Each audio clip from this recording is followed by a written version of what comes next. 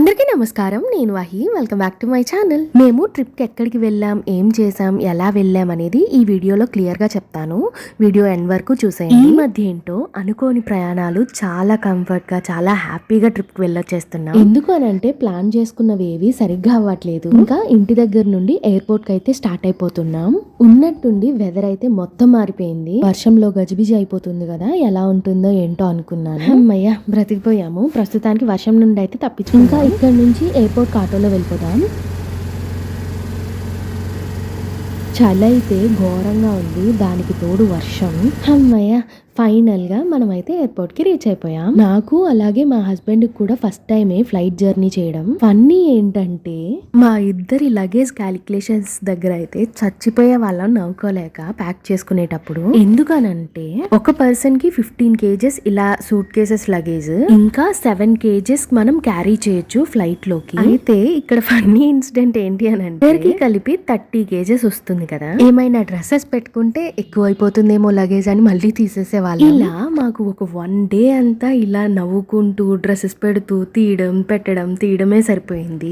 అది ఒక విషయం. అయితే ఇంకొక ఫన్నీ ఇన్సిడెంట్ ఏంటి అని అంటే ఫస్ట్ టైం ఫ్లైట్ ఎక్కడం కదా, సో కొన్ని వీడియోస్ అయితే చూసాను. అలాగే నా ఫ్రెండ్ కూడా కాల్ చేసి తన first time flight journey experience చెప్పమన్నాను. తన ఎక్స్పీరియన్స్ అయితే నాతో కొన్ని షేర్ చేసుకుంది. అసలైన ఫన్నీ ఇన్సిడెంట్ ఇదే.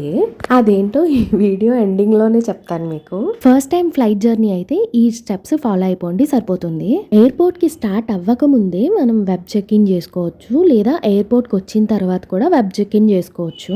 వెబ్ చెక్ ఇన్ లో మనం విండో సీట్ సెలెక్ట్ చేసుకోవచ్చు, దానికి ఎక్స్ట్రా చార్జ్ చేస్తారు. సో ఎయిర్పోర్ట్ కి రాగానే మనం బ్యాగ్స్ చెక్ ఇన్ చేసేస్తాము. చెక్ ఇన్ చేసేటప్పుడే మనకి బోర్డింగ్ పాసెస్ ఇస్తారు. దాని తర్వాత సెక్యూరిటీ చెక్ ఉంటుంది. మనకి బోర్డింగ్ పాస్ లోనే గేట్ నెంబర్స్ ఇస్తారు. అలాగే జోన్ 1, జోన్ 2, జోన్ 3 అని ఉంటాయి. మన ఫ్లైట్ షెడ్యూల్ టైం కి ఎయిర్ హోస్టెస్ అయితే పిలుస్తారు, జోన్ 1, జోన్ 2, జోన్ 3 అని. బోర్డింగ్ పాసెస్ చెక్ చేసి ఫ్లైట్ లోకి అయితే పంపిస్తారు. మేము ట్రిప్ ఎక్కడికి ప్లాన్ చేసుకున్నామంటే కేరళ. మేము ఫ్లైట్ టికెట్స్ ఎలా బుక్ చేసుకున్నాము అంటే వైజాగ్ టు బెంగళూరు, బెంగళూరు టు కొచ్చిన్. ఇప్పుడు మేము వైజాగ్ టు బెంగళూరు వెళ్తున్నాం.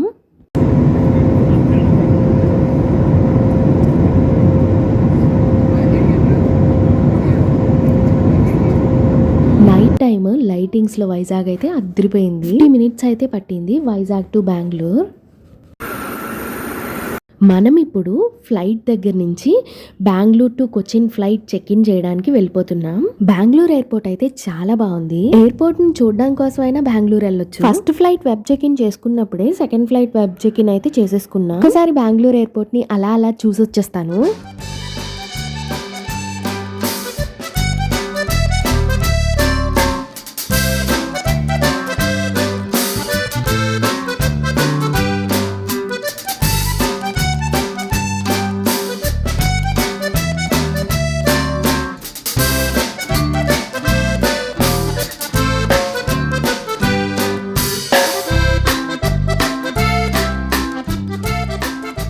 నాకే కెమెరా షై అనుకుంటాను, నాకన్నా ఎక్కువ మా హస్బెండ్. ఫోన్ కెమెరా అలా ఓపెన్ అవ్వగానే మా హస్బెండ్ మాట్లాడడం మానేస్తారు. కొంచెం నవ్వచ్చు కదా అని అంటే చూడండి ఎక్స్ప్రెషన్ ఎలా ఇస్తున్నారు. మన ఫ్లైట్ ఎర్లీ మార్నింగ్ 7 o'clock కి. అప్పటి వరకు మనం రెస్ట్ తీసుకోవడమే. మనం ఎక్కువగా 2 rupees లాంజ్ యాక్సెస్ చూస్తా ఉంటాం కదా. బెంగళూరులో చాలా మంచి లాంజ్ యాక్సెస్ అయితే ఉంది. ఎప్పుడైనా వెళ్ళినప్పుడు ఒక్కసారి ట్రై చేయండి. ఈ తోలుబొమ్మలు చూడగానే మా డాడీయే గుర్తొచ్చారు నాకు. మా డాడీ వాళ్ళ చిన్నప్పుడు తోలుబొమ్మల నాటకాలు చాలా ఉండేవట. మా డాడీ మా అన్నయ్యని నన్ను పక్కన కూర్చోపెట్టుకుని మా చిన్నప్పుడు మేము తోలుబొమ్మ నాటకాలకి వెళ్లే వాళ్ళం, గూటి బిల్ల ఆడేవాళ్ళం, గోళీలాట్లు ఆడేవాళ్ళం అని తెగ చెప్పేవారు. నేను ఫస్ట్ టైం ఇలా తోలుబొమ్మలను చూడడం. మీరు కూడా మీ పేరెంట్స్ దగ్గర నుంచి ఇలాంటివి వినే ఉంటారు కదా. ఇన్స్టాగ్రామ్ లో రీల్ అప్లోడ్ చేయడానికి అయితే ఒక ట్రైల్ అయితే వేసాము. హిట్టో ఫట్టా అనేది మీరే చెప్పాలి. చెక్ ఇన్ టైంలో పక్కాగా మనతో పాటు మన గవర్నమెంట్ ఐడి ఒకటి ఉండాలి. మనం ఇప్పుడు బెంగళూరు టు కొచ్చిన్ వెళ్తున్నాము. మీకు నేను ఫన్నీ ఇన్సిడెంట్ ఒకటి చెప్తా అన్నా కదా. మా ఫ్రెండ్ కాల్లో తన ఎక్స్పీరియన్స్ నాతో షేర్ చేసుకుందని చెప్పా కదా. తనేం చెప్పిందంటే ఫ్లైట్ ఎక్కగానే నాకు ఎందుకో దడగా అనిపించింది ఆ సౌండ్ కి, తర్వాత ఆ వైబ్రేషన్ కి అని. నేను first Vizag to Bengaluru flight ఎక్కినప్పుడు నా పక్కన ఒక తెలుగు అమ్మాయి ఉన్నారు. ఆవిడలా మాట్లాడుతూనే ఉన్నారు. ఆ మాటల్లో నేను అసలు ఫ్లైట్ లో ఉన్నానన్న విషయమే మర్చిపోయాను. పక్కన ఆయన వీడియోస్ తీస్తుంటే గుర్తొచ్చింది. ఓకే, నేను నా ఫస్ట్ ఫ్లైట్ జర్నీ అని. పర్లేదులే, ఇంకా నెక్స్ట్ ఫ్లైట్ ఉంది కదా, సరే చూద్దామని అనుకున్నాం. మనం 10:30కి బెంగళూరు చేరుకున్నాం.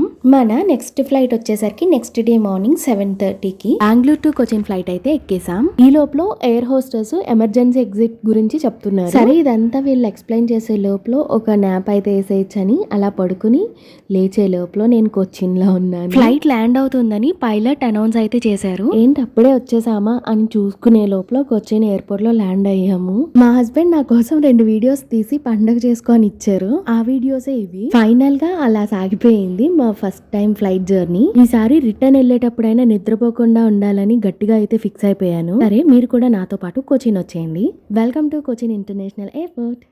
మనం కేరళలో ఏం చూస్తాం, ఎక్కడ వెళ్తాం, ఏమేం తిరుగుతాం అనేది అయితే నెక్స్ట్ వీడియోలో అప్లోడ్ చేస్తాను. మొత్తం కొచ్చిన్ ఎయిర్పోర్ట్ అంతా చెక్కతో అలంకరించేశారు వీళ్ళు. ఊరికే అనలేదేమో కేరళ గాడ్స్ ఓన్ కంట్రీ అని. ఎటువైపు చూసినా పచ్చదనమే. ఈ మాటల్లో పడిపోయి లగేజ్ మర్చిపోయాము. లగేజ్ అయితే తీసేసుకుందాం. ఇదిగో వచ్చే సూట్ కేసు మందే, ఆరెంజ్ కలర్ ఫ్లవర్. ఇది మన రెండో సూట్ కేసు. మరి మనం కేరళలో ఏం చూస్తాము అనేది నెక్స్ట్ వీడియోలో చూసేద్దాం. ఐ హోప్ ఈ వీడియో మీకు నచ్చింది అనుకుంటున్నాను. నచ్చితే లైక్ చేయండి, షేర్ చేయండి, సబ్స్క్రైబ్ చేయడం అస్సలు మర్చిపోకండి.